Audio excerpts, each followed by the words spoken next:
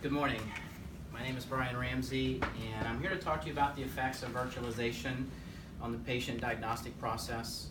This is my doctoral research that I performed. First of all, I want to thank Brian Sloboda for this opportunity, working with my chair to allow me to be here today. It's my first time here, so thank you very much. So we're going to talk very briefly about my research, what is driving the research, why is this such a problem. There's a couple existing studies that's been performed on this from big data and expert systems. You can think of when you go into the hospital and you have a radiology x-ray done, before you leave the room, your systems are already diagnosing what's wrong with your bones or whatever has been x-rayed. So we're going to talk a little bit about that. Why does the study need to be done, my method design, the analysis, and finally some conclusion and recommendations. So again, it's about the effects of software virtualization. Software virtualization is like cloud services or cloud computing. There's two types of solutions. You can have it on site or actually in a remote location. So this stems off of cloud services, but it is called software virtualization. What's driving this? Well, one of the things I noticed is that when I was in and out of hospitals a lot doing some research, that a lot of times the doctors and physicians were waiting on data to be presented.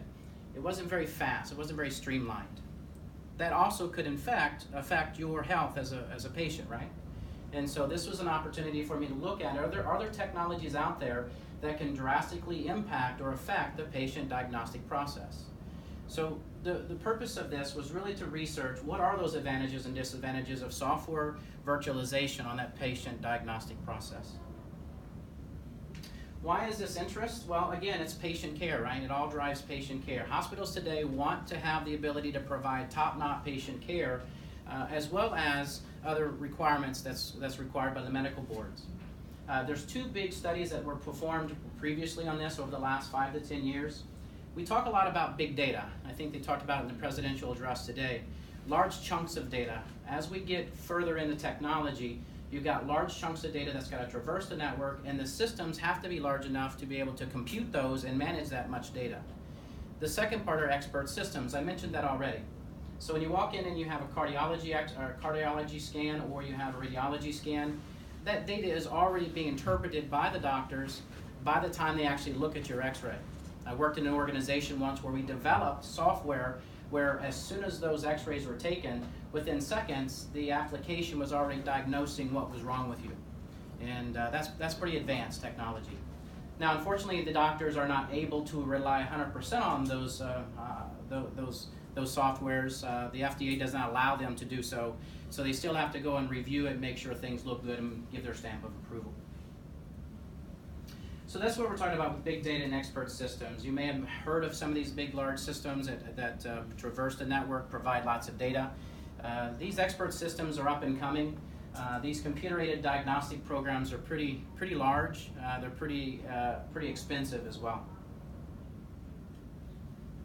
Why does it need to be done? Again, it boils down to this research is the effects, but it also provides leadership. One of the things I noticed is a lot of the hospitals were using hardware back-end, hardware servers, hardware capabilities to manage these diagnostic applications. For some of the hospitals where I was able to provide them a software-based back-end or a virtualized back-end, I began to notice that the data was being presented more quickly to the physicians, and the ability of having that data more quickly allowed them to have a quicker diagnosis for patients. So this drastically did improve the way patients were receiving their healthcare diagnostics. I did perform a qualitative e-Delphi study. I had a panel of experts, of physicians and virtualization and technology experts from around the U.S. We took 3 rounds to question them on their expertise and their knowledge of virtualization, cloud services, and their patient diagnostic process. This was a very interesting study for me. It actually provided me a good insight to that diagnostic process that I could relate to some of the technologies that are out that I've worked with in the past. Some of the data. The first round, I had 12 experts in my panel. Out of the 12, 11 did proceed on through the first round, so 92%. We did not find that there was much of a consensus of that, but the first round was basically introducing them to, or introducing me to their knowledge and their background with virtualization and diagnostic, medical diagnostics. The second round, What I want to do on the second round is actually ask them questions related specifically to the advantages that they see in their environments with medical diagnostic software and understanding how it's built, the back end of it. And it's not that the physicians actually know anything about virtualization, but they're going to give information related to how that affects their patient care compared to others. And then finally, the third round was where we were able to find a consensus. This provided us a lot of insight on, again, more of the advantages and trigger in to where we are specifically with diagnostic programs. 100% of these participants confirmed that they were proceeding, and 62.5% of the panel believed that virtualization does have an effect on the patient diagnostic process. So there were three themes that really emerged from my study. First of all, increased performance with software virtualization. I found over the course of time that it does in fact allow software, the data to diagnose patients more quickly with using cloud services or virtualized software. Theme 2, increased data reliability and with software virtualization. Not only does the data get to the physician more quickly, it's more reliable, which means it's going to be there consistently over time versus the potential of outages and other methods. And finally, reduction of cost.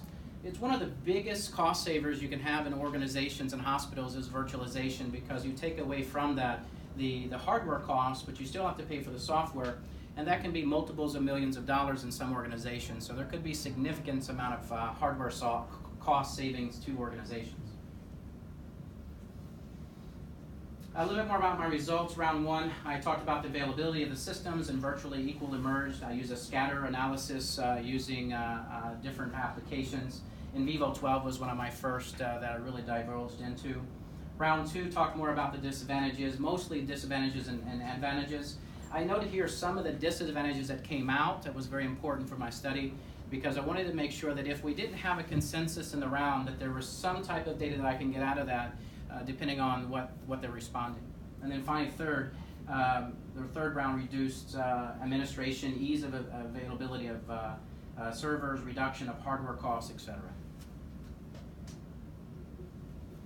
What does this do for our future? There's many recommendations that came out of this. First and foremost, we want to stem on this theory of big data and how big data is going to impact the future of technology.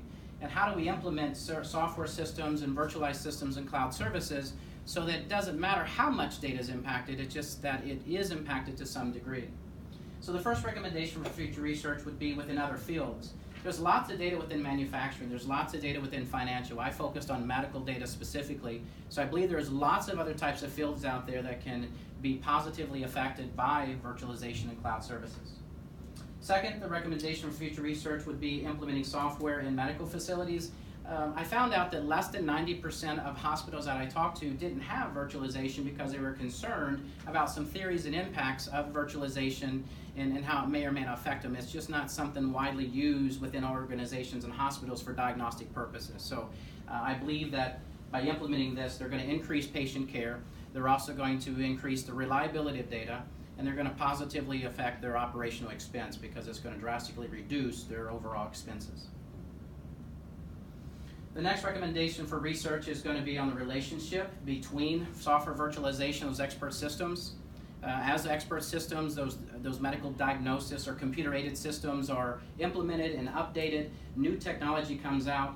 At one point in the future, I can see where potentially we are going to let the computers actually do the full diagnoses. That's a lot of work ahead for us to get to, but I think we're getting to that point where we're going to look at that as a more concrete opportunity. And finally, future research and studying the relationship of software and data mining. Data mining, again, goes back to a lot of the large amounts of data that's pumped into systems, and how do we use that data in data mining, grab that data in a way that it's going to be more useful, as well as it's able to be compiled and crunched more quickly for these purposes. Okay, so that's my research. Thank you very much.